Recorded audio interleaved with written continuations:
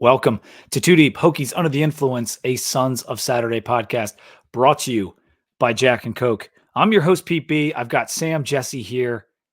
Sam, we talked on Monday a little bit about the Miami game. Still fresh on our minds. Virginia Tech lost 38-34. A lot has been said, but we're going to say a few more things. But could you kick us off first with a cheers? Yeah, my cheers is to fall, autumn. It's my favorite time of year. Spooky season for some of us. We have reached October. I know Pete and I will both have some pumpkin beers on the show. I think this weekend was in Virginia, at least probably the last warm weather week. It should start to cool down here. Yeah. Jeans, flannels, sweatshirts, bonfires. It's all coming back. Best time of the year. No matter what Pat Finn says, it's not spring, it's fall. And the pictures that the Hokie Sports put out on Instagram, the drone shot of Lane Stadium, the fall foliage have just started in Southwest Virginia. They look amazing. So cheers to fall, autumn, if you will. Cheers to that, man. And driving down to Blacksburg on an October weekend, an early November weekend, it doesn't get more beautiful than that. And that will lead me to the segue of mentioning that our thoughts and our prayers are with the people of the New River Valley, of all of the Southeast that was affected, the parts of North Carolina, the lake towns, the mountain towns that have just been destroyed and are gone due to Helene. And our hearts are with you. And there's a lot of initiatives going on right now. I put a couple on our Instagram feed, on our story. Southwest VA shop has some t-shirts. I'm wearing my Southwest VA hat in honor of that. And there's even some breweries are getting involved. Like they're making beer, they're boiling water for people, all that kind of good stuff. I think Bull and Bones is boiling water for people in Blacksburg. So everyone's are putting all hands on deck. And so we just wanted to mention that off the top. It is devastating. Yeah, absolutely. We're such a beautiful area of the country to go through this. And it's so widespread too. I mean, you would never think to have hurricane level flooding in that area of the country. So these towns, I think I mentioned it last week in our group checks, but like these towns aren't built for that level of storm drainage or that level of runoff. And it's just the devastation is just immense. And so, you hope that they can build back with all the help that is being, granted, not only with FEMA, but also through, Barstool, a bunch of companies, bunch of people just individually sending money. You hope they can build back because that is one of the gem areas of the country. Southwest Virginia, Tennessee, Western North Carolina is there's nowhere else like it in the country. So you really hope for those people in those towns that they can, get back to where they were. Yes, indeed. It's a damn shame. And so if you're out there and you're hearing this after having gone through all that, I hope the next hour or so is a brief respite from the harsh reality that you are living in. And our thoughts are with you. Let's get to the depth chart and injury update, Sam, as we always do at the beginning of the show. Jennings did not play again. Tootin's still with the knee brace, but he seems fine. I'll talk about him later. Ganem was out, and he's going to be out for Stanford. Braylon Moore left the game. I haven't heard an update on him. Did not come back in. I think Tech might be a little thin at offensive line here. Yeah. Well, they moved Caden over to play center, and then Brody Meadows came in. I think we'll have bodies. I hope Braylon comes back ASAP. There might be some news on that today or maybe tomorrow, but I don't know what Braylon's status will be for the game upcoming. Delane had to leave the game, and I haven't heard an update on him yet, but he was making plays, man. He made a lot of plays in that game. And the saddest news was Copeland is done for the year with a torn tricep. That's Kamari Copeland, the transfer defensive tackle who set the squat record. He's done for the year. It's not a terribly uncommon injury for linemen to have. I don't know how he hurt it. He could have hurt it in a bunch of different ways, but it's when you're doing that push motion, whether you're offensive or defensive line, it's just the wrong amount of pressure at the wrong angle. arm gets twisted back, something like that. So uh, you hope he can have a successful surgery. He definitely seems like the kind of guy that's going to attack his physical therapy. That's for sure. Mhm. And he should be able to be back by spring ball. But you know, hoping the best for him because he's a very promising talent in that Yes, defensive line room. for sure. CFB Monday. On Monday, Sam and I were live at 8 p.m. and we interviewed Rob Wang from the Golden Bearcats. We had a Cal guest on the show talk about their upcoming college game day visit, the Miami game. Since we had just played them, we provided a little insight for Rob. He provided a little insight for us on Cal Twitter and all the ins and outs of that. It was a fun show. If you haven't had a Mhm. chance to listen, the quality on the pod feed is really, really good because I was able to mess with that. I also put out a clip of just Rob's interview and VT Corner on the video feed on YouTube. So, and that has enhanced audio as well because his mic was just a little low on the live version, but really good content there. So please check that out. Pick'em leaders, Fitted Jones, 34-16, leading the way. 34 and That's 16, Sam. crazy. That's That is, crazy. is really freaking good. That's more than he's winning more than 2/3 of the games. Yeah, that's pretty insane, actually. Yeah. And then Tech Triumph, Patrick Bowers, our very own, who's done some work for us, and Hokie Stegui. I never know how to say that name, but they are all tied in second place. And then I'm tied for seventh in that next round at 28 and 22. 20 and 22 is a lot worse than 34 and 16, though. Let me tell you what. Yeah. Make sure to like the video and subscribe if you're watching on YouTube. Those likes really help us out. Game recap, Sam. Let's get into it. The very Okay. okay, we have to. Very beginning of the game was great. We got the turnover. We scored right away on the pass to Benji, but Ward was dealing. Miami quickly was up 14-17, and it looked like it may go really badly. And then Mose Mhm. Phillips steps in front. It was him, right, with that first interception. Yep. First one was Mose. And we were off and cooking. We were in the game. We were right back to where we were at the beginning, feeling like, okay, we have a chance. And it was back and forth. The second half was a battle. We increased our lead to 10 after the crazy TD to Green, where we had a really good drive, and then Kyron made like one of the plays of the game. Mhm. And then that was actually the last time we scored, Sam. Miami Yeah. scored on the pass to McCormick, the ninth-year senior, which I don't even know how Jeez. that's possible. And then again, with 2 minutes left to take a 38-34 lead, we put a couple plays together, and we did have that shot for the Hail Mary at the 30-yard line. And we know what happened next. The play itself, the ruling, the overturn of that ruling. It was a fantastic football game with Yeah. a ridiculous ending. Canes win 38-34. And I want to go for an immediate reaction from you, Sam, because we're going to get to our story and all that stuff. Just like you watch the game, you finish watching the game.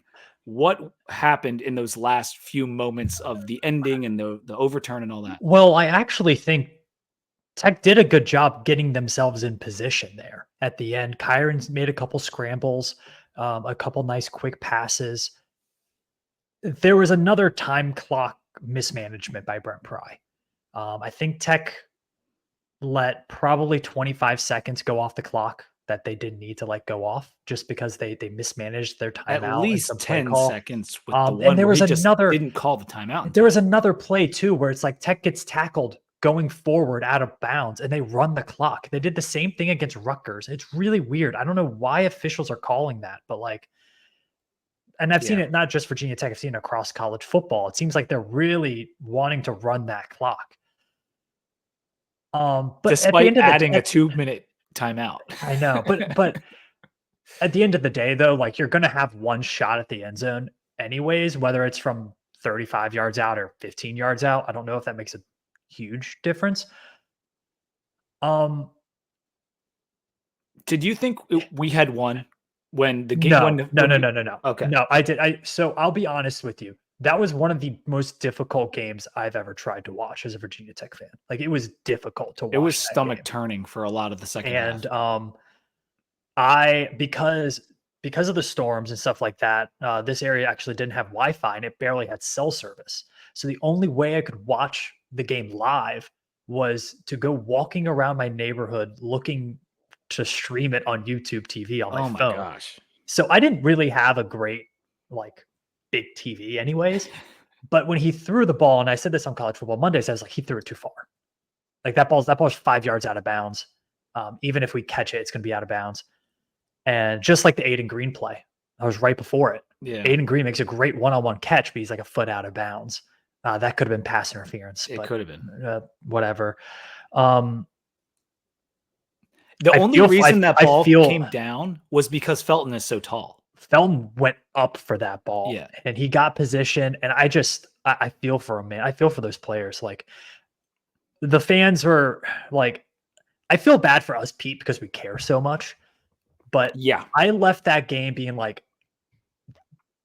I feel like Virginia Tech might have just played one of their best games of football that they have played in years. Like I don't know how this season will end, but in terms of talent, in terms of a Heisman hopeful quarterback, in terms of NFL caliber players, I don't know if Tech has played many teams better than that Miami team other than the 2 Ohio State teams. Right. And it was toe to toe the whole night through. Yeah. And one of the most talented rosters in college football. Virginia Tech never looked out talented. Like they were like Miami made plays because they're good, but Tech also like would bounce right back and make plays. Yeah. So it looked like a really high level football game. I will say it was. Well, let's get to the voicemails and stuff before we kind of go through, because I was kind of like asking you, and what I'll say about my ending to the game was I'm upset about it. I thought it was done. Like I thought, like I saw the Miami guy come out of the pile. We lost. Okay, whatever. Then the refs, and I'm kind of like only half paying attention because I thought it was over. The refs say it's a touchdown. And I had said this to Dan when I recorded with him on Sunday, that I thought they had already gone to review and gave us the touchdown because there was already a gap there. Yeah. And so then I'm like, we won and it's over. And I started freaking out. And then they decided they were going to go to review, and I didn't realize that. And so I'm watching the review, and it's taken so long. And so it was 3 different endings for me. And it was all of the emotion, all of the pain, like twice. And not to mention the pain of the last Miami drive, which we'll get into in a second. Before we do that, to give you a better feel of what happened in the game, I'm going to play you the voicemails. First half down, Hokies up by a touchdown. Incredible battle back and forth. Reminds me of what the old Miami and Virginia Tech games used to be like. I had to switch venues. I was at a bar for the first half, and I came back to my house for the second half, so blame it on me if something goes wrong. It's halftime right now, and you're not going to believe it, but I haven't been watching the game at all because I've been at a wedding. It's halftime, and I'm going to bed because I can't deal with this letdown. So we've been doing our best to try and watch the game on the phone. It's halftime right now, and we're up. Looks great. Looks the best we've done all season. Man, I just hope we can pull it out. If we're going to lose every game, can we at least just lose them easily so that I can decide by halftime to go do something else? Because this is too much now. Why is it that you have to give me so much hope and excitement only to rip my heart out and step on it? Are you kidding me? I was fully ready to get absolutely hammered by Miami tonight. I was not emotionally ready for us to have the game ripped out of our hands on a replay. You were not desperate to do a fake field goal. Why call that? Why call that and change momentum? But no, you had to make it tough. Forget that fake field goal miss. That Caden Moore fucking holding call that negated that fucking touchdown is bullshit. Fucking pissed. I don't know what the hell that squib kick was. What the fuck? I heard we squibbed it. We missed that. I don't know if the phone fucked that up. But we missed the squib kick with 30 seconds left at halftime. I get that you can't blame it all on refs, but, I mean, this game, 2 touchdowns being taken off the board when it was clearly touchdowns, and that holding call was not a hold. And then the fake field goal. Fuck Miami. Fuck the refs. Are you serious? I don't know how in the hell you reverse that. The fact that he was on the ground with the ball in his hands, the ball didn't move until he was on the ground. For crying out loud, I mean, the play should have been over. I think it was the right result, but the wrong process. That being said, once the idiotic ACC ref ruled it a completion, There's no way you can overturn it, and that's where my gripe is. He had it and reviewed it for 10 minutes, which normally means they don't have any evidence. The ACC officiating room in Charlotte is going to overturn that call on quote-unquote indisputable evidence. I want to make this as clear as I can. Fuck Jim Phillips. We got hosed, gentlemen. We got hosed again, like Danny Cole, but this is a cursed football program, and I know y'all know that. Nothing matters. Moments like this when I realize, why does my happiness care so much about 20-year-olds playing a children's game? Good God Almighty, this is like the ultimate dagger in the heart right now. Oh, being a fan of this team is just absolutely brutal. I don't know. Are we going to get there? With Pry, who's 1-10 in one-score games, all the coaching decisions. I thought we were going to get blown out. We didn't. We fought, but bad play calls, Stu Holt and Brent Pry, cost us this game. Whether you care to admit it or not, it should never have come down to the Hail Mary. It did. Whether or not that's a catch, I believe it was. That was on our coaching staff. We had an opportunity to win this game, and we straight up coached it away. The staff hasn't taught this team to win. And I know they played their hearts out, and they probably should have won this game. But the coaches, I think at the end of the day, didn't teach them how to win. I still love this team. I was very happy with the fight we showed. We beat those guys all up and down the field. There was no doubt about it. We dominated the game for the entire game. They had 3 lucky plays on their last scoring drive. But at least this shows this team can compete when they really want to or when they feel motivated to. We are the real winners. Just because you want Miami to go to the playoffs, go ahead. But we won that game, and you can't take it away from us. First half. Okay. It was a lot of calls, as you heard. There are a record for calls. A lot of I can F-bombs. I imagine. meant to say earmuffs before those started. Probably a record for F-bombs, but a little bit to be expected. And with a sponsor like Jack and Coke, we are okay with a few F-bombs from time to time. People are angry, man. And Yeah, I said that on our Twitter page that, like, I love you guys calling. Make sure you call 540-251-2169 to leave messages. If you could not leave 2 and 3 minute long messages, I would appreciate it, just because I'm trying to get it down to 3-4 minutes, and I've got 25 minutes of messages. So it creates more work for me. Make your point, make a little joke, have some fun. And if you want to keep talking, that's fine. But I'm just not going to listen past about the first minute and a half. I just can't. There's not enough time in a week. But what a great group of calls. Thank you, Coach Holmes, Kevin, Grayson, Hack, all the hits, Hannah. A lot of good calls. If I forgot your name, I'm sorry. I'm still going through them in my head. But people were mad, and some really good observations in those calls about the lucky plays and all the things that went wrong. Brian called too. I want to ask you, Sam, for your story of the game after I take a break. 2D Pokie 7 of the Influence is brought to you by Jack and Coke. 2 legends, 1 can, Jack and Coke.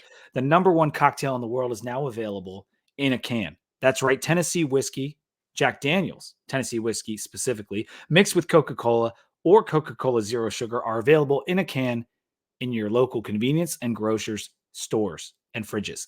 2 legends, 1 can, Jack and Coke, ready to drink. And as always, when you're having those Jack and Cokes, please drink responsibly. Story of the game, Sam.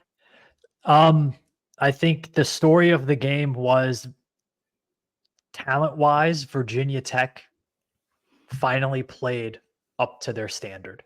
I think that's the story. Like, you saw a Virginia Tech team that looked like they could compete for a conference title. You saw a Virginia Tech team that looked like they could be a top 15 team.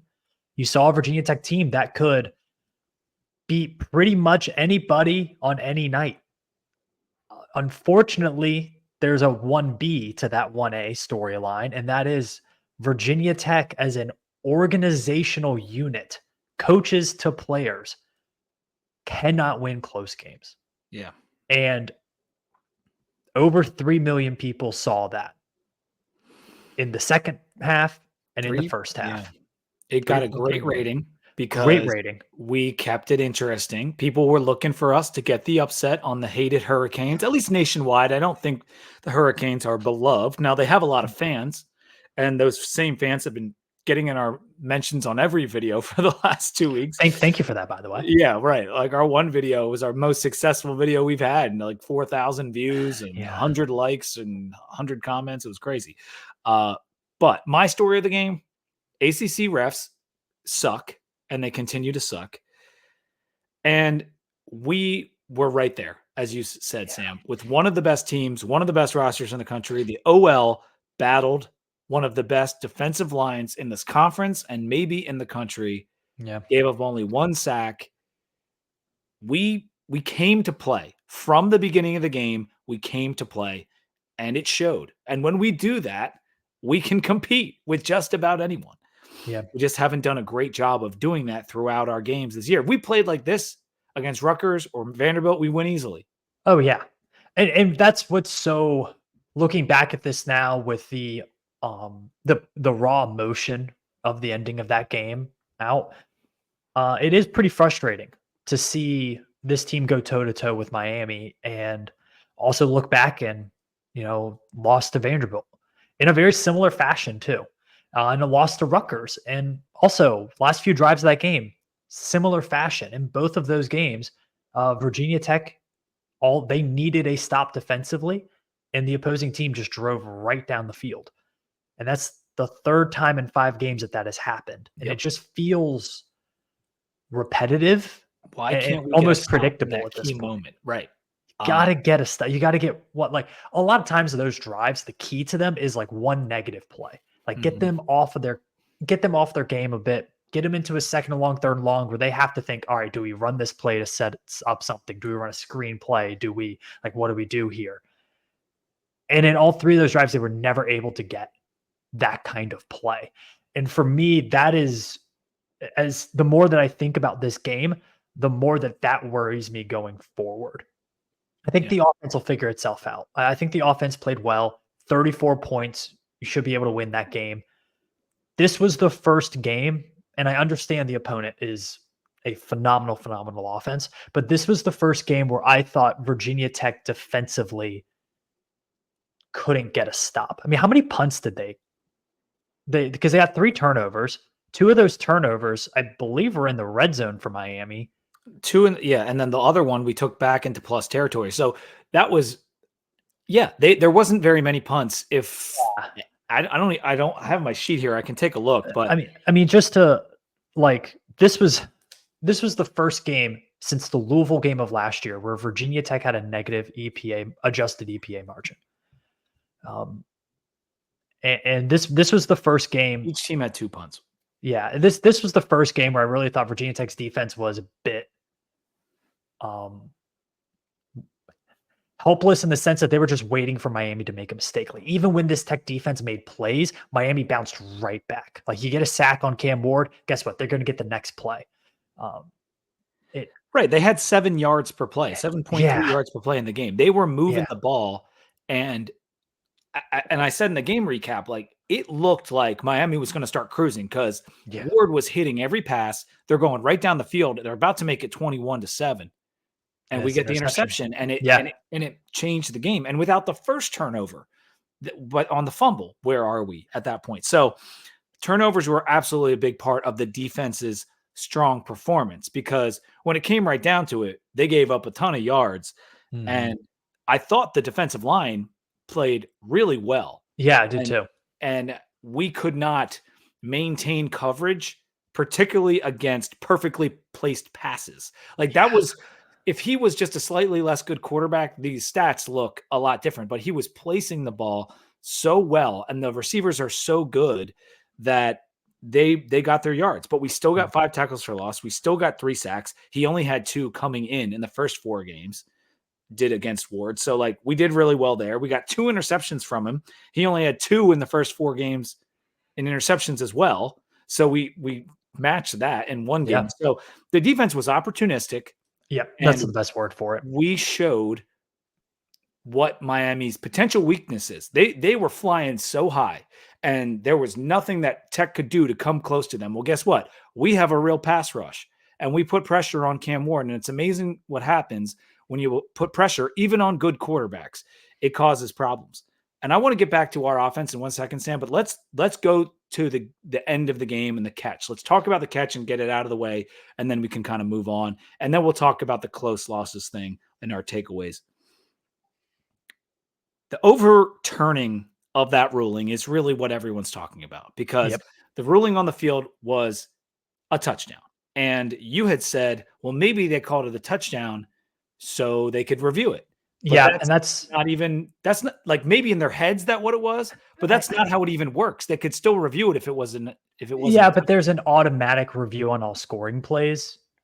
That's where I was coming from. But again, who knows where their heads were at in that moment? And we mentioned it on Monday, but we'll do it here. Like, the ball isn't on the ground. Felton has come down with it. That was pretty clear. Whether he maintained possession or someone touched the ball that was loose and laying out of bounds, which is ultimately what they kind of explained to Pry later. Yeah. And 3 days later. At no point could anyone figure out exactly what happened. And no one has told me for sure, oh, this is what happened. And what the Miami fans are saying, well, the guy was out of bounds, he's touching the ball. What does that matter if the ball is down and caught and like you're essentially past the pylon, in quotes? Like, his butt's on the ground and he brought it in. So is that just not instant touchdown? I know you have to complete the catch, but he is completing the catch at that point. The ball can move and still be caught. Yeah. Like, that's also a thing. It is I saw a tweet about it today where it is one of those few times in football where you have two rulings competing against each other, and there's not really a clear-cut winner, because you have the catches the ball, body part inbounds, maintains control through the ground, while also having the player who is out of bounds touching the ball before it is controlled. Yeah. And then it becomes when was the ball controlled? And that is totally up to the viewer. And we're getting so far into all this, and they're reviewing it for legitimately 7 minutes. Yeah. That's what Andy Bitter said. It was 7 minutes of review time, which tells you right off the bat, to me, and something our caller said, that they don't have anything. Like, yeah, they didn't have anything. And to me, it was they went off vibes. They went off, does this look like a catch or does it look like an incompletion? I still don't understand how you can overturn that. It's not indisputable. No one thinks it's indisputable except for Miami fans. Yeah, and I look at that replay and the pictures from it and just time and time again, and it's like, I just don't know. I haven't seen an opinion of anybody out there except for those people in that room in Charlotte. And that's what's so disappointing about this. And it does, I think the national narrative is like the ACC lost some credibility with this. Not because they played the Miami favoritism card, because Miami lost the game last year because of a shitty review, by the way. Yeah. So let's point that out there. This was an operational failure by the ACC officials. It was. And it brings everything else in these tight calls, which there will be more of, into question. But from the Virginia Tech side, shouldn't have been there in the first place. And I'm sure we'll get into that. Yeah. And we can in 1 second. I'll finish with two things. One, if the ACC had any credibility in football left, because everyone thinks we're a joke as it is, it is now gone. Pat and Billy did their thing, taking the signs down to the offices, and people were clowning them for it. It was a little tongue-in-cheek, I think. Funny, if I do say so myself. I thought it was funny, but like, it just looks bad. I would really prefer to think that there was not anything conspiratory going on where like, just make the call. Jim Phillips is on the phone making the call, but it looks bad. It just looks bad because no one agrees with indisputable evidence. And Pry said yesterday in his presser that the video the ACC showed him, which we're all thinking there's this other video that we haven't seen, he said it was nothing anyone hasn't seen already. And it was certainly not irrefutable or indisputable or any other kind of putable.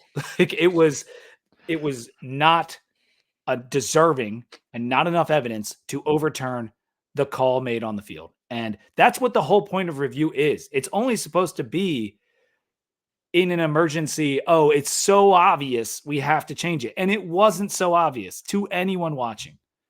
Yeah, man. So we can be done. We've already discussed it so many times this week. We can be done with it. Defense, we went through the DL being good. Cam Spencer made a great play on the interception. He's a baller. If he had gotten into the end zone, the game's probably over, but that's not really his fault. Woodson had a sack. Peoples had a sack. Delane, I said, played a good game, 7 total tackles. Lawson had 6 tackles. Burgos had 6 tackles. Strong 2 pass breakups in the game. Penne, been a nice bright spot. He has. He really has. And John Love. Shout out to John Love hitting the 250 yarders. That was pretty badass. Those are hard kicks to make, and he made them on the road. Offensively, Sam, we have to talk about Drones' best game in terms of his QBR on the season. Oh, I third highest of the ACC this past weekend. I think it was maybe his best game as an improviser. He had to really just make some plays out there. The touchdown to Aiden Green being the best of those. He did have some missed throws though. Like there are still accuracy issues. The interception that was thrown that ended up making it 14-7, giving Miami the ball on their own side of the field. Yet another turnover on your own side of the field. It was a misplaced pass. Should Aiden Green do a little bit better with it? Yes, but the ball should also be on his numbers. Mm-hmm. And they both made a mistake on that play. I think he had a couple other misses that he really should make. But overall, I thought it was one of the better games he has played as a Hokie, especially considering the spot. The opponent, and still dealing with an offensive line that struggles at times. And so I thought he played a very good game, and he even got his hands dirty with that block that sprung Jalen Lane for the touchdown. What a play on the block.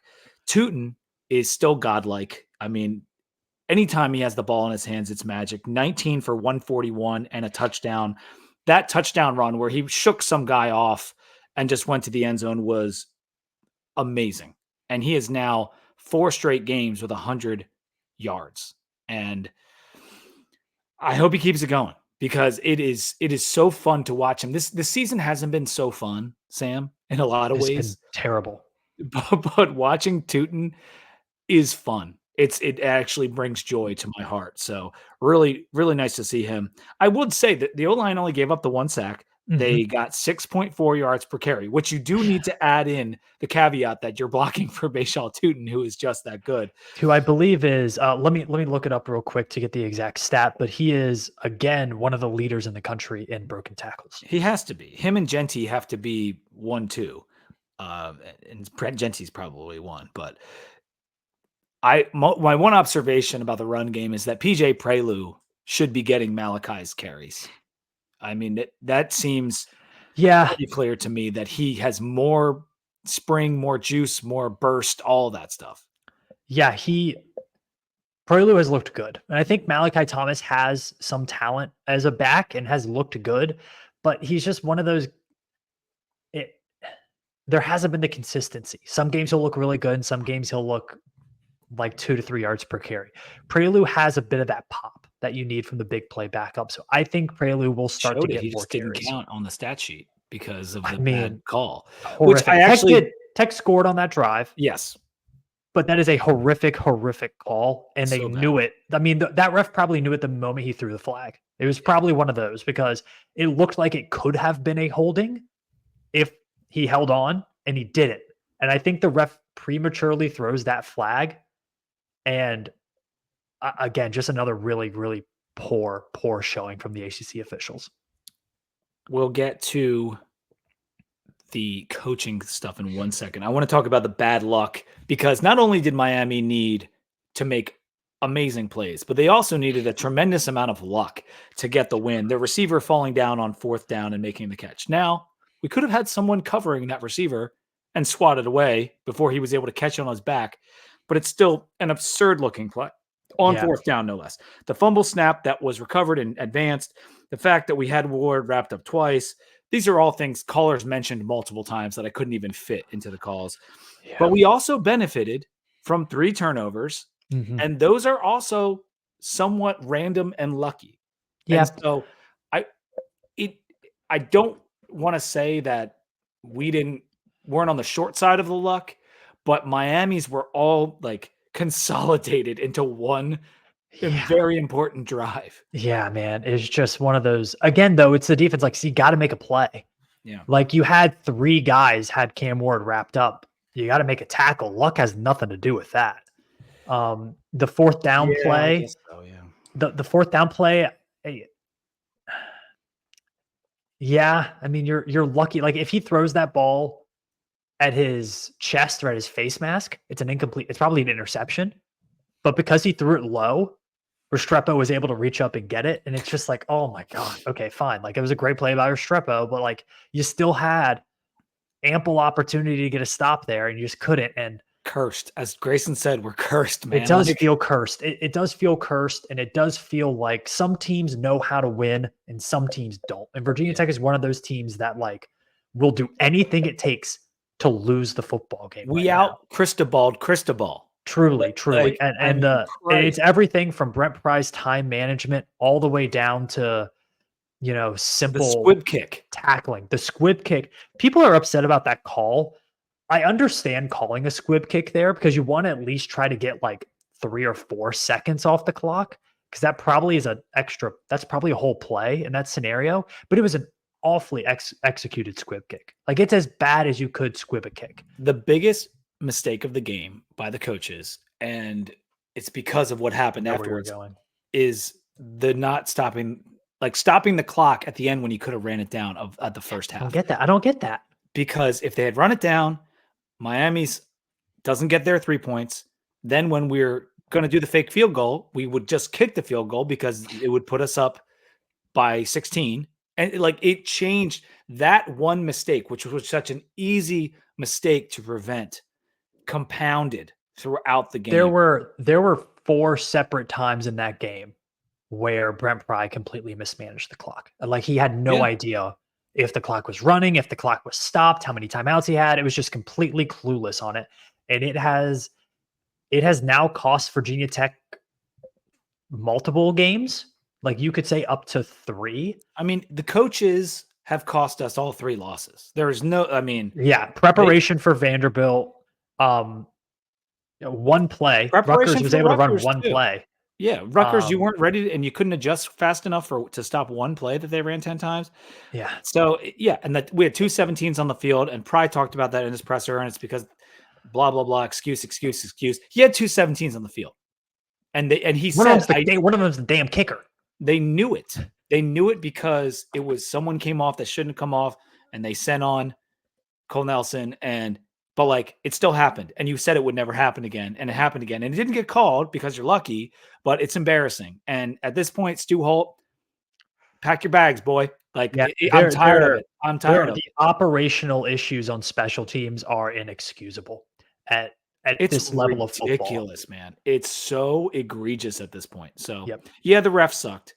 Yeah, they screwed up that last call. They didn't call the horse collar, the bogus holding, all of it. But we could have, with that 3-point thing at the end of the half, we could have had a whole different second half. So let's do the takeaways, Sam. You said before the game, if we covered, got it within a touchdown, you would feel okay about the game. I feel now. How do you feel?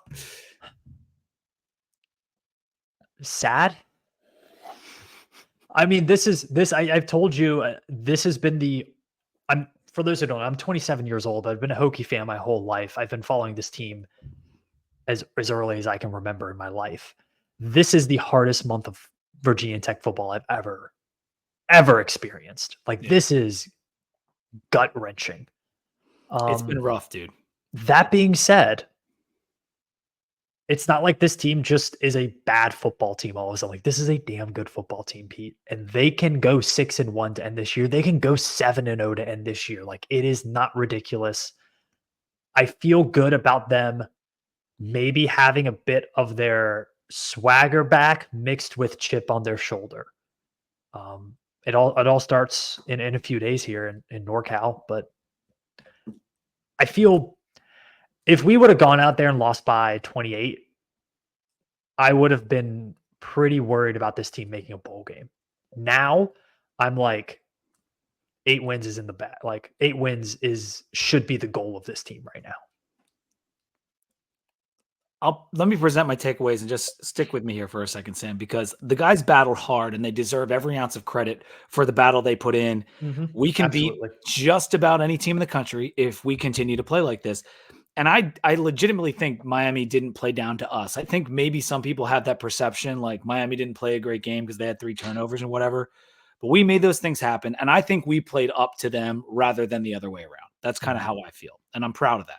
But the coaching criticisms, as we've been over a little bit here, are still at the forefront. And on the one hand, you have Pry now 0-3 in the one-score games this season, 1-10 overall, reaching those Scott Frost-ish levels. It's the worst mark, that 1-10, the worst mark among 311 FBS coaches since 2005 who have coached at least 10 one-score games.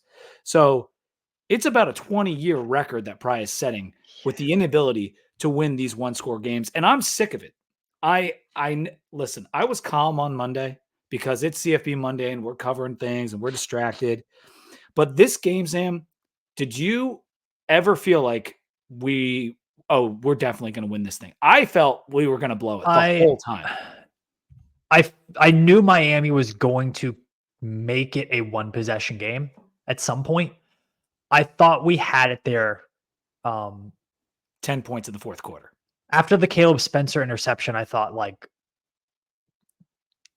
if Tech scores on that drive, mathematically they're able to do what we talked about they should have been doing, which is milk the freaking clock. Right. Like shorten this game as much as possible. And they didn't do that. They weren't able to do that in the second half. And I think ultimately that might have been what put them in position to make the mistakes that they made.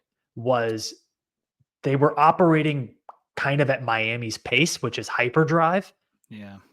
And not their pace. And then that puts the we know Brent Pry is not a good clock manager. Brent Pry knows Brent Pry is not a good clock manager. Yeah. And yet strategically we put ourselves in a position where Brent Pry had to be a good clock manager. And it's like, man, it sucks. Yeah, part of me thinks they got that Spencer interception and it was a little bit like we're playing with house money now. And it got a little too loosey-goosey. And even after that, especially after we screwed it up, like it felt like we were going to blow it. It was almost too hard to blow. Being up 10 points in the fourth quarter, getting that interception, almost too hard to screw up, but we managed to screw it up. You could have gotten points on that return. You could have gotten points on a field goal after that. We got 0 points on that.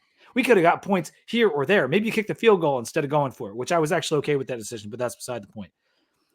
But it felt like we were going to screw it up the whole time. And what do you know, Sam? We blew it. And I'm sick of losing the close games, especially one that could have meant so much. Beating a top 10 team on the road, it could have turned Pry's entire tenure around.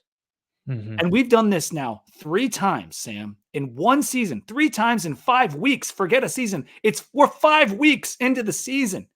And we've done this 3 times where we blow it on defense, not enough stuff on offense. It's every other week. Like it's more than every other week. It's absurd. And this shit comes down from the top. If anyone was watching that game and saw Pry's body language, his folded arms, the scared puppy dog look in his eyes, he's not confident. Everyone has tight butthole because the coach doesn't look confident. Everyone gets into uh-oh mode when the game gets close in the fourth quarter. Like every player, coach, everything gets into, oh no, how are we going to lose this game? Mode, instead of what do we need to do to win? And it's a feeling. It's body language, it's vibes, it's juice, it's confidence, it's all that stuff. And that sounds meta, but that shit matters. It absolutely matters. And overall head coach attitude matters. Watch Kalen DeBoer on the sideline, watch Pry on the sideline. There's losers and there's winners. And it's pretty clear which one is which.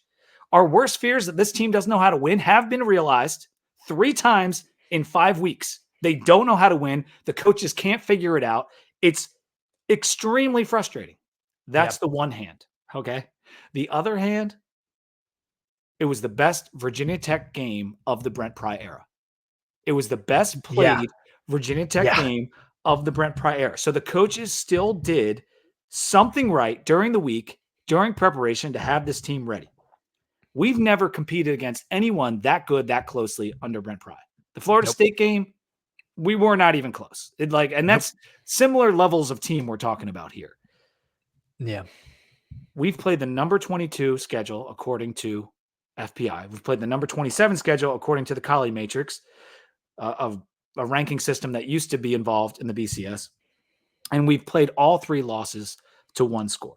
This team remains close to being an ACC contender. We've said it, and it's true.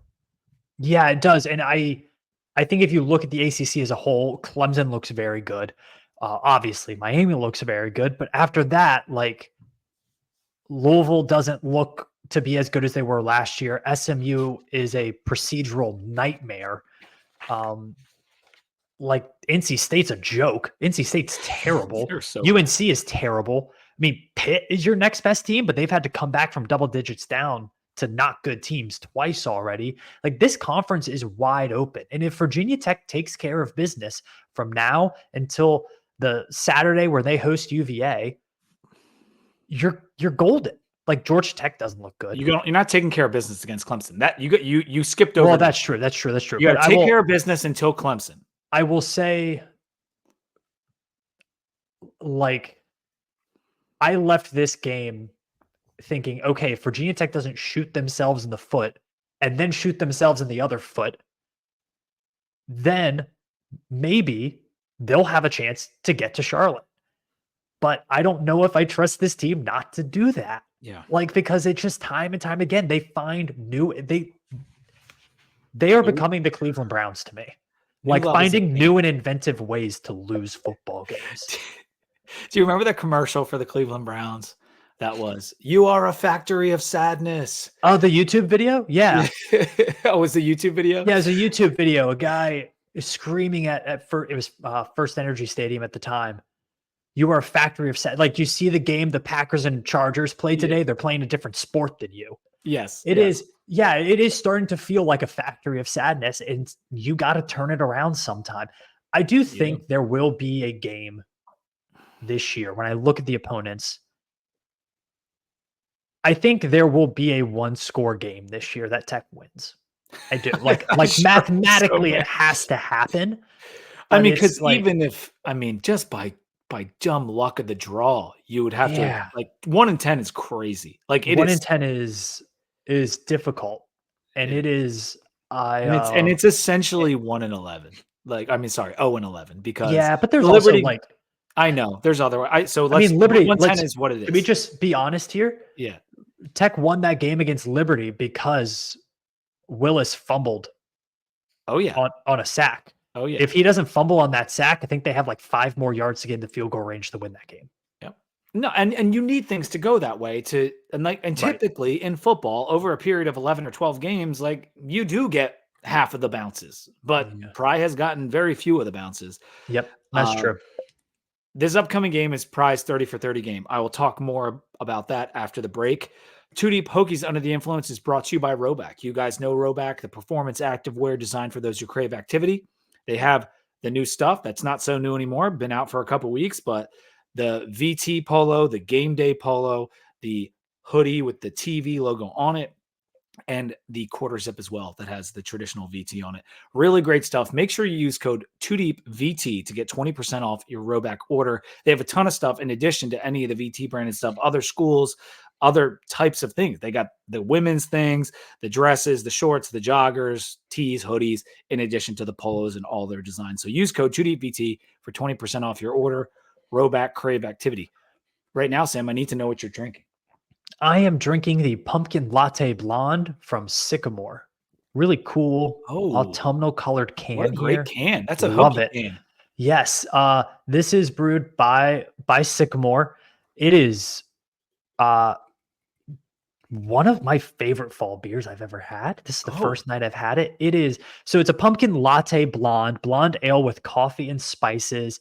It does have a bit of that pumpkin spice latte taste to it, where it's like a creamy almost pumpkin, not as much of the tart pumpkin pie flavor.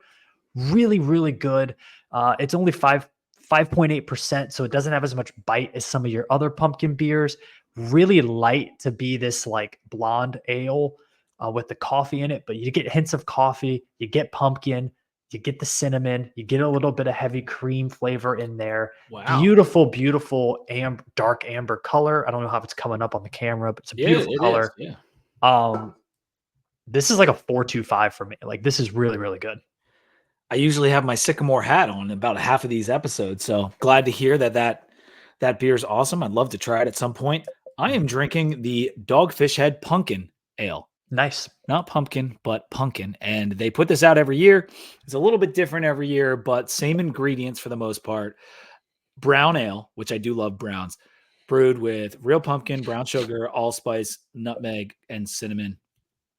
It's very well balanced. It's 7% alcohol, but you will not drink this pumpkin and feel weighed down. Some of them do give you that kind of weighed down feeling and like too much on the tongue. You don't want to have 4. Like you can have 4 of these and the flavor, it's still great. Like some pumpkin beers try to be almost like a dessert beer.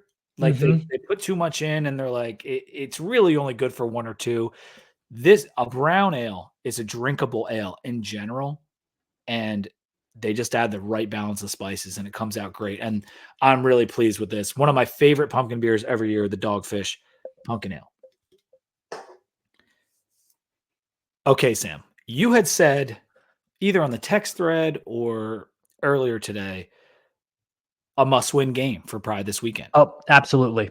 Absolutely must going to win. Stanford. So there are different levels to each game that I assign in my head to different Virginia Tech games. You have must-win games, which are games that you need to win in order to achieve your goals as a season. And then you have building block games, can't lose games, opportunity games. Like Miami, opportunity game, right? You have an opportunity to do something amazing for your program, but if you lose, you're kind of expected to lose. You move on. If you lose in the most heart-wrenching way possible, then it is what it is. This is a must-win. Like, this is absolutely a must-win. This is not a good Stanford team. I don't care where the game's being played. I don't care how long you have to fly there. You have to win this game. Stanford is probably without their starting quarterback. I don't know if that helps them or hurts them. And this Hard is to say. hard to say. And this is a Stanford team that defensively has not been great. Offensively, can't throw the ball, even with their NFL caliber wide receiver. This is an absolute must win. There's no home field advantage at Stanford. It's going to be a practice field environment. You got to mano-a-mano win this game. Before the break, I said this is Pry's 30 for 30 game. And the reason for that is Pry is 12-17 in his time at Virginia Tech. Ugh. That is 29 games. The Stanford game will be his 30th game. And aside from the ODU game a couple weeks back, this is arguably his biggest must-win game in his tenure, especially coming off the Miami debacle. Like really must win, because if we go 2-4 with BC, GT, Syracuse, Clemson, Duke, and UVA still on deck, we're probably not going bowling. I'm just going to put it out there. If we are 2-4 with that last 6-game stretch, we are probably not going bowling. Mm-hmm. So if Pry wants another 30 games at Virginia Tech, he better win his 30th game at Virginia Tech, because I'll tell you what, if he loses on Saturday, he's probably not getting another 30 games, Sam. Yeah. I mean, that's just how this business works. And that's not news to Brent Pry or Whit Babcock or anybody else. Like, that's how this business works. You don't get that many opportunities no matter where you're at. So it's kind of put up or shut up time for the Brent Pry era at Virginia Tech. Like, you have to win football games. I don't care how close the games are. Like, you have to score more points than the other team or else it doesn't matter. Yeah. And if you look at Stanford, you had kind of hinted at the idea that they're not very good. And if you look at the SP Plus, they're last in the ACC in SP Plus, below Wake, below that putrid NC State team. They're down there. It is number 86. We are number 43. So they are doubling us up in SP Plus. In FPI, they are 72. That's down from 59, which was favorable before the season.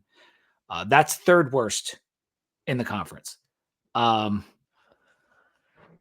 Or actually, you know what? The 59 was actually third worst. So now I think they might be the worst. But regardless, Athlon had them at 79 preseason, Lindy 75, Steele 78. They were 3-9 last year.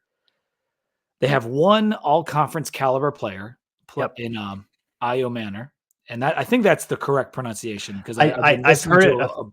Ao Manor or Io Manor. Either way, it's not Manor, which I thought it was. I listened to a Stanford podcast. They were saying the manor at the end there, but it's not a particularly talented team, despite having a talent composite ahead of ours.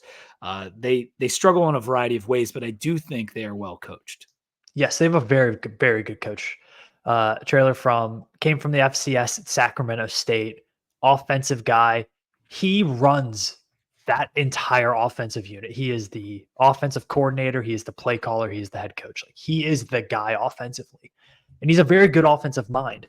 However, Stanford doesn't have the dudes versus other teams. Their offensive line is not great. They give up a lot of pressure. Did you see the tackle for loss thing?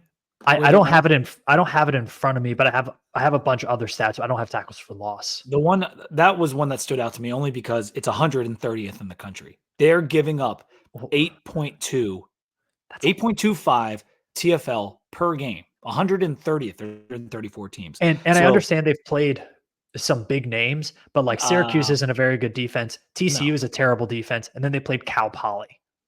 Yeah, so Clemson is the only one that's standing out. Yeah. And that's not responsible for 130th ranking. They do some things well. Like, they really do. They against Clemson, they ran the ball really well. They had 243 yards rushing against Clemson. I think 87 yards came from their starting quarterback. Their running back, Micah Ford, went for 122 on only 15 carries. The backup quarterback, who is actually primarily a runner, Lampson, he had negative yardage in the game, and they still ran for 243. Yeah. They're 81st in the country in EPA per rush. They run the ball a lot because they can't throw the ball. They're 119th in the country in EPA per drop back. So this is a team that kind of runs out of necessity. So they get a lot of yardage running, but they don't do a ton with it. Yeah. I agree with that. And Ashton Daniels was the starting quarterback who got banged up at the end of the Clemson game. I don't know if we'll see him, but he has on the year the last place QBR in the conference, 17 out of 17, below DJU. He is a 30.5 QBR on the year. Lampson, who played a lot last year and had 120 rushes and 88 passes in 2023, his QBR was worse than Daniels last year. It was in the 20s. And so neither of these guys are very good quarterbacks. Listen, I didn't think, Kevin gave me crap about it. I didn't think the Rutgers quarterback, Alec Manis, was good either. But they rolled him out, made it easy for him, and he passed a bunch of times. These guys could roll out, and they could. So that's what worries me, Sam, is the RPO game, the rollout game against our linebackers, because against Vanderbilt it worked, against Rutgers it worked for the other team, and I'm worried about them watching that tape and doing the exact same thing. Yeah, and this is a team that I think they have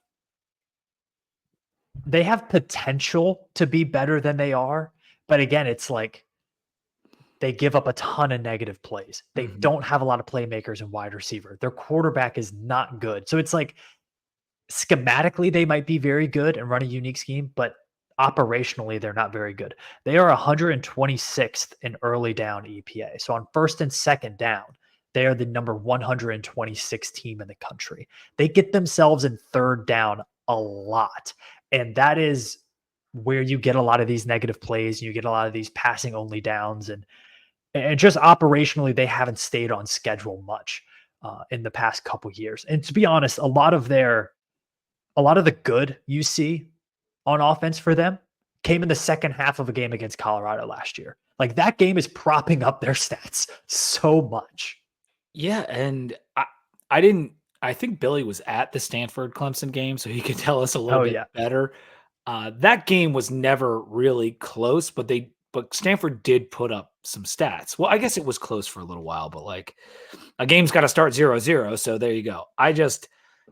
They don't do so many things well, but they can run the ball a bit. Yep. And A.O. Manor is someone you have to watch. He's only 63rd in reception yards per game this year. So he's not having some kind of an elite season like he did last year. And really, even last year, he had 300 yards in one game, and he had a couple other 100 yards. Like, that's what put him on the map. I think it was the Colorado game that you're talking about. Yeah. Where he just went crazy. And so he's a bright spot on this offense, but Micah Ford is a bright spot too. They have some guys. It's their offensive line. They brought back a bunch of guys there, but it's not a good offensive line. I actually think it might be similar to ours, Sam, in that they're better at run blocking. Still not great, but better at it. Yeah, they are a better run blocking team than pass blocking team. Again, I think it is about staying ahead of the chains for them. If they get behind the chains and they get a little bit predictable, there's not a lot they can do for you. Another thing I wanted to point out defensively for Virginia Tech right now, how are they stacking up against this? 34th in the country in EPA per pass defense. Virginia Tech has been pretty darn good against the pass this year. Not very good against the run, but I think they're getting better against the run. With Woodson, they're definitely better. Definitely getting better. So I just think offensively, stop the QB run.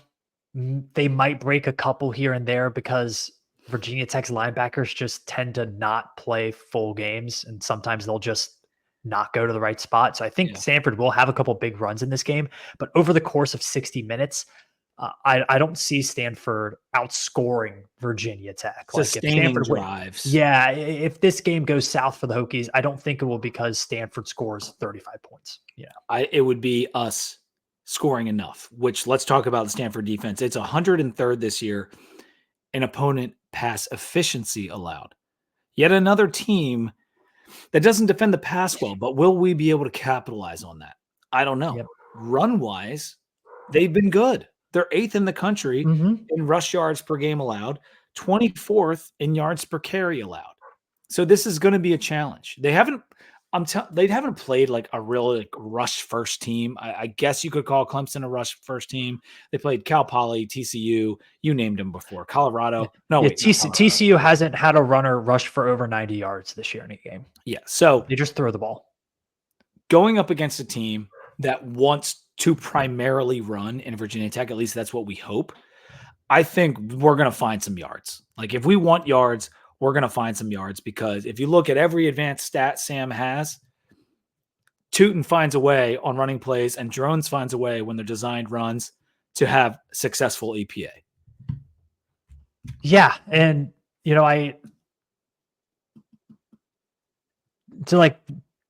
Tech shouldn't have an issue here. They really shouldn't. Like I look at this defense, like they're middle of the road at best in a lot of these categories. I look at like success rate, which basically determines how many yards the opponent needs in order to get a first down or to stay on schedule, and they're 112th in that metric. So it's pretty bad. A drop back success rate. So if drop back, okay, so a drop back success rate, they're 112th in the country. I think Tech will find some open passes in this. game. Lane and the Gosnell brothers have been good this year. I should have mentioned the Gosnell brothers earlier when we were talking about Miami, but I think they'll continue to be. Yeah. They don't force a ton of turnovers. They've only forced 6 turnovers in their first 4 games. 4 of those are interceptions. 2 of them came against Syracuse. What about that linebacking core? That's what worries me about with Tootin. They got a 5-star linebacker in Bailey. That's the weird thing about Stanford. They can get the Can get highly dudes. if you have a 4-star athlete coming out of high school and he's an intellectual, he very well may choose Stanford or Notre Dame. Like those guys like to go. Yeah, and they have, like, if you're looking at their starting 22, I would say like 16 of them, you're like, oh, that's a pretty darn good player. Yeah. The other 6, you're like, okay, they're fine. It's the next 22 that is really hurting Stanford, Yeah. I think, in this era. And I think over the course of 60 minutes, Tech shouldn't have a problem with that, like they did with Rutgers, who's a much deeper team. Vanderbilt, even, I don't think Vanderbilt has the top end talent, but they were at least able to go too deep in some scenarios there, especially defensively. So too deep, I'll drink. The DL for Stanford is so much different than what our offensive line just saw against Miami. Yes. You like having that frame of reference, like they should go out there and mash this team. Yeah, I saw a like offensive line yards allowed stat that I saw, and Stanford was actually like decently good at that, but they also don't create a lot of havoc plays, which basically means their defensive line doesn't really make plays, but they also don't get pushed around. So I think it'll be they're 89th in sacks per game. Yeah, Tech should feel comfortable running their motion, running their scheming guys open, like their base offense that Tyler Bowen likes to run, I think is a good matchup for this Stanford defense. It is very similar to the Boston College game from last year. You're playing a team that, they might have a running quarterback, but not a ton of offensive weapons. Defensively, they don't create a lot of havoc plays. With a worse quarterback. Than Castellanos. And what was so big in that Boston College game, Pete, if you remember, was field position. Tech was in great field position a lot. Tech has been in terrible field position, especially defensively this year. If Tech wins the field position battle, they could win in a rout, right? But if you lose the field position battle and you give Stanford short fields, or you're having to start every drive on your own 15 or own 20-yard line, then this game could become difficult. Yeah, I think if they go with the game plan that they ran against Miami, where they got Tootin involved early, they put an emphasis on the run. I think this about every game this year, Sam. If we had put an emphasis on the inside zone run with Kyron and Tootin, we would have won every game. We did that and we lost to Miami, but we would be in a much better position. Yeah. We might be 4-1 right now. Are you worried about Tootin's health? He's taking a beating. I know he's taking a beating, but like, for one thing, he only had 19 carries last game. He had a couple catches. I get it. It's not 25. It's not 30 carries. And I know he's wearing a knee brace. I don't want to run a guy into the ground and ruin his potential future. I don't. Mm-hmm. But if you're keeping it at 20 carries a game and getting him involved early and maybe giving Prelude, because they're still not giving the other guys enough carries. That's one of my issues. We could just run. I want to run the ball. Yes, I'd like to do it with Tootin a lot, but let other guys run the ball too. Just use that. And if we do that and focus on it, we're going to be fine. I believe that we are going to be fine if we just run the ball. I'd almost like this team to do more of an NFL style running back rotation where you have one player running back go in for the first, 6-7 plays of the drive, and they stay in. And then after that, after 6 or 7 plays, you've given them a couple carries, they blocked a couple times. Now you bring the next guy in. And now that next guy is fresh and you're able to use a fresh body in the red zone. They have this all down to a science in the NFL. There's obviously a way you can do it and balance it out. Obviously, Tootin is the best, but you can't run him 35 times a game. I get it. If you look at what the Detroit Lions are able to do, they have good running backs and they're able to get both of them a lot of touches because they don't overly focus on one guy. They're able to mix up during the drive, have sustained drives. That's a big key as well. So I think health-wise, he should be okay. The bye week will come at a great time. Yeah. But I also don't think you can go into this game right now and say, let's give Tootin 25 carries. that might be a little reckless, but you still need Monungai does it to every week, but that's establish it with him.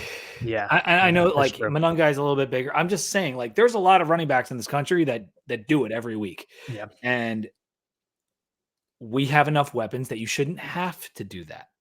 Yeah. So That's true. let's just see. But overall, I expect them to be Stanford. I expect Stanford to be better than last year, because last year they're pretty much a dumpster outside of a handful of games because Taylor's a good coach and they should take that lead. But their lines of scrimmage are not there. Yep. They're just not there. We have better lines of scrimmage, if you can believe that, even on the offensive line. So I worry about the linebackers on the other side. Well, actually, I worry about the linebackers on both sides because their linebackers are their best unit. Our linebackers are still hit or miss, but I do think the addition of Caleb Woodson and him starting or playing a lot of snaps, because Kelly played a lot too last week, it's better. Like, the linebacking core has been better, just not maybe all the way to the top. But it's going to have to be really good this weekend because this team's going to run. That's what they're going to do. Yeah.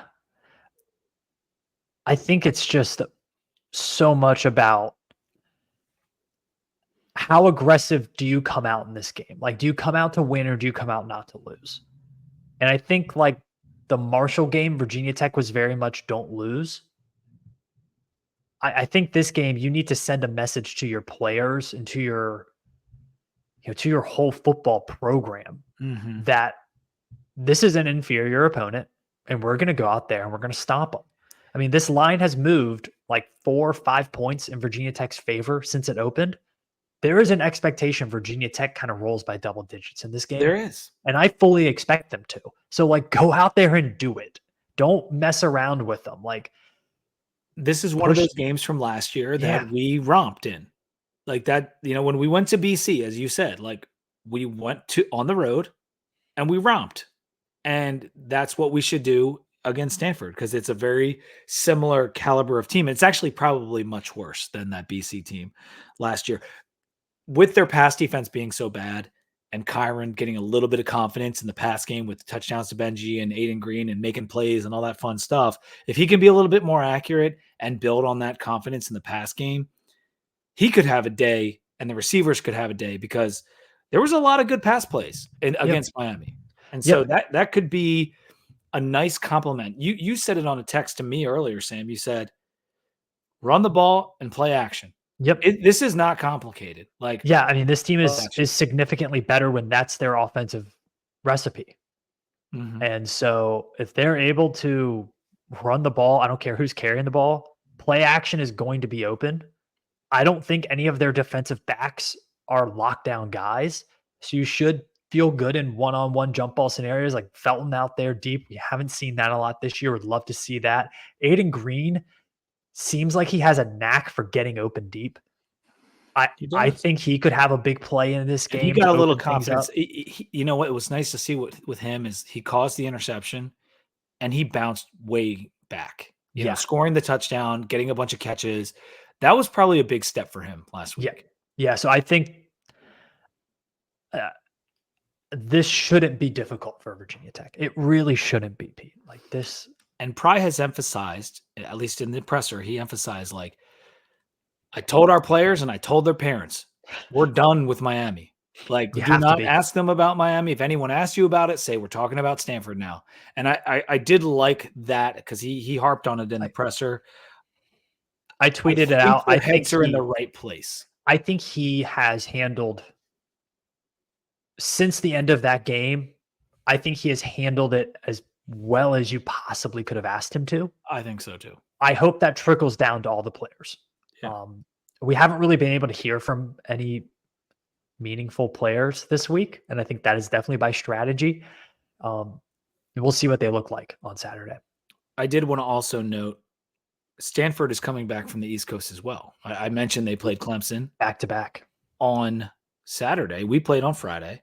So we're both making similar trips back to the East Coast or to the West Coast. And Brent Price said Tech is flying out tomorrow, so Thursday, which is the day earlier.